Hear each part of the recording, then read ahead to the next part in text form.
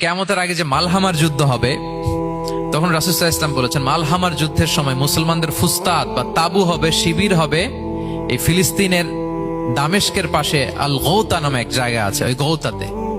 এবং ঈসা আলাইহিস সালাম এসে যে দাজ্জালকে হত্যা করবেন সেটাও ওই শামে।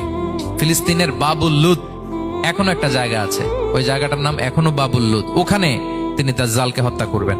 এবং সেখানে একটা সাদা মিনারা আছে, ফেরেশতার পাখায় ভর করে ঈসা আলাইহিস সালাম তখন সেখানে নেমে আসবেন।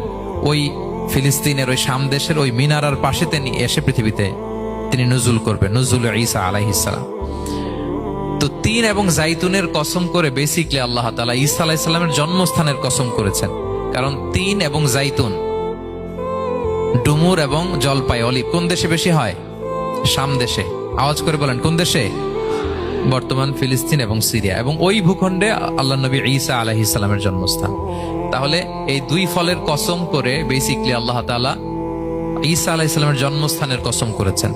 ওনার প্রতি নাজিল হওয়া যে তাওরাত ইনজিল গ্রন্থ, এই রেভেলেশনের কসম করেছেন। আচ্ছা, এরপরে ওয়াতুরি সিনিন, সিনাই পর্বতের কসম। সিনাই পর্বত বা তুর পাহাড় হচ্ছে মিশরে অবস্থিত, আর মিশর হচ্ছে মুসা আলাইহিস সালামের জন্মস্থান। কার জন্মস্থান? মুসা আলাইহিস সালামের জন্মস্থান। তাহলে ওয়াতুরি সিনিন, তুর পাহাড়